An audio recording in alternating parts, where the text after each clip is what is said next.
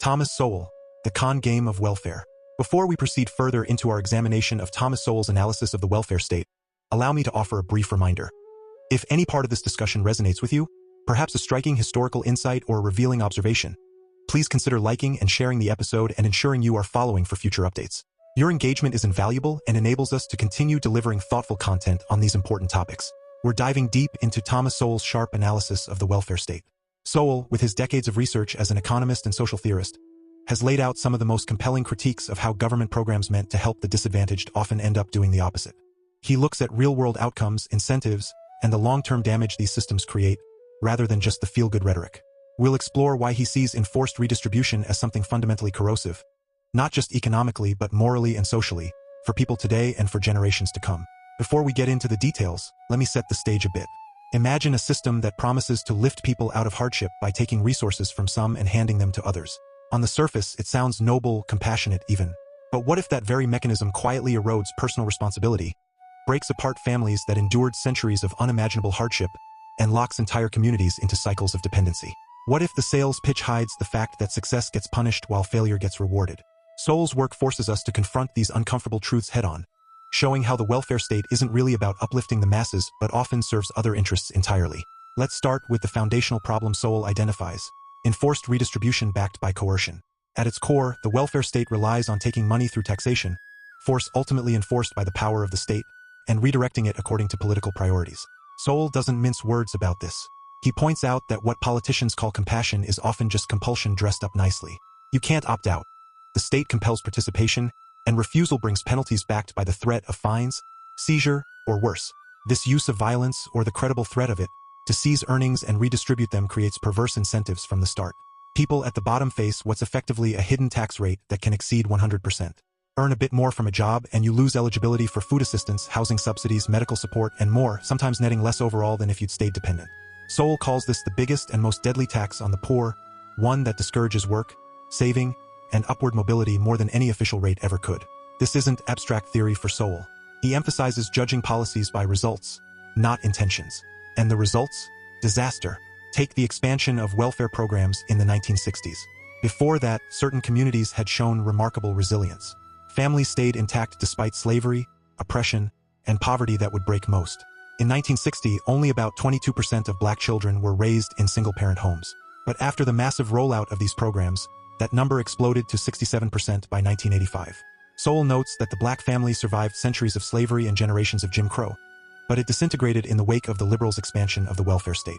Programs subsidized unwed pregnancy and turned temporary aid into a way of life, paying people more to remain in certain situations than to build stable households.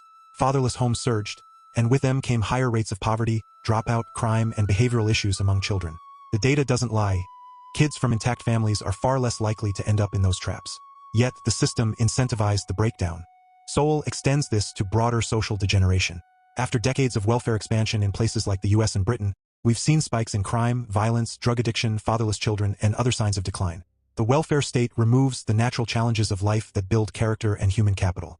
It creates an environment where dependency becomes normalized, expectations lower, and personal agency atrophies. Think about it. If the state steps in as the provider, why strive, why marry, why plan ahead? This isn't helping the vulnerable.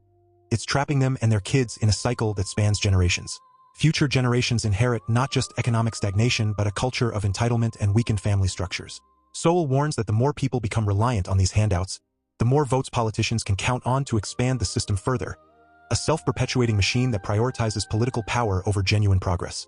At the heart of this is what Sowell sees as a profound evil: the lying and propaganda that sustain it all. The state apparatus and its defenders sell the welfare state with lofty promises: compassion, fairness, ending poverty. They focus endlessly on good intentions while ignoring or downplaying the bad results. Evidence piles up that spending more taxpayer money often makes things worse. Higher dependency, family erosion, social retrogression.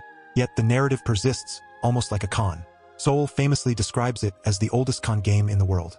First you take people's money away quietly through taxes, and then you give some of it back to them flamboyantly, claiming credit for generosity while skimming off the top for bureaucracy and political favorites. It's not truly about the welfare of the masses. It's about the egos of the elites who feel virtuous handing out what isn't theirs to give. Politicians thrive on creating clients dependent on government, fostering a mentality where people feel entitled to what others have produced. Something Sowell compares to levels of entitlement not seen since slavery, but now subsidized by the state. He drives this home repeatedly. What the welfare system and other governmental programs are doing is paying people to fail. Insofar as they fail, they receive the money.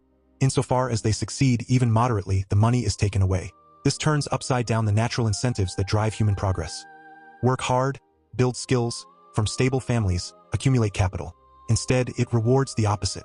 Benefit phase-outs act like cliffs that make climbing out of poverty irrational. Why take a promotion if it means losing more in aid than you gain in pay? Sowell highlights how this creates poverty traps that comfort people in dependency while penalizing escape attempts. The assumption that more spending fixes problems survives all evidence to the contrary. Classic propaganda that prioritizes vision over reality. This ties directly into the moral rot Sowell identifies. Enforced redistribution isn't voluntary charity. It's compulsion that breeds resentment on one side and learned helplessness on the other. It erodes the human capital essential for flourishing societies.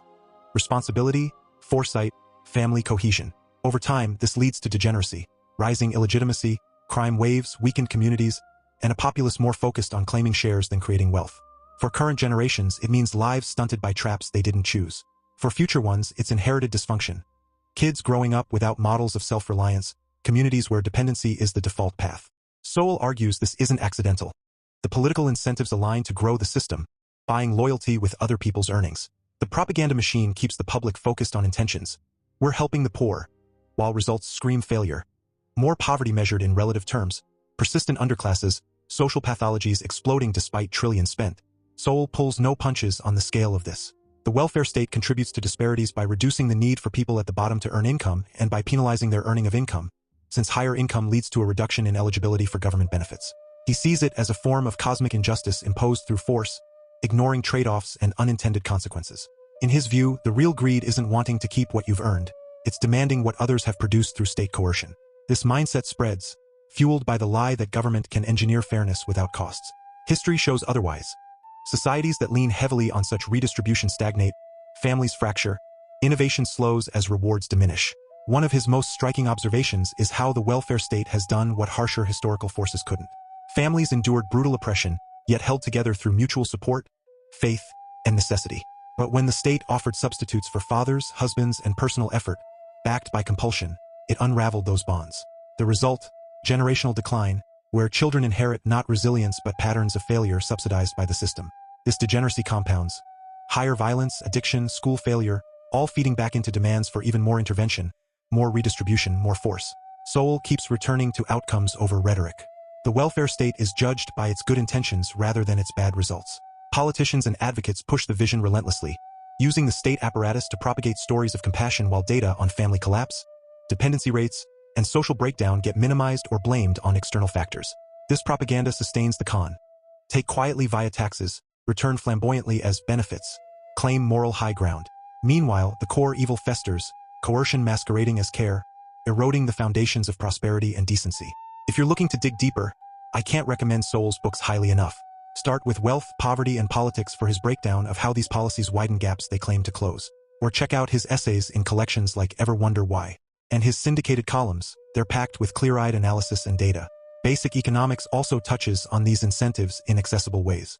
Reading Sowell equips you to see through the propaganda and understand why voluntary exchange, personal responsibility, and limited government produce better results than enforced schemes. Wrapping this up, Sowell's message is a warning for our time and beyond. The welfare state's reliance on enforced redistribution and underlying coercion isn't compassionate. It's a path to moral and social decline, degeneracy across generations, and a culture where lying about results becomes standard operating procedure. By confronting these truths with evidence and logic, we can push for approaches that truly empower people rather than trap them. Keep questioning the easy narratives and seeking real consequences. Stay sharp, stay free,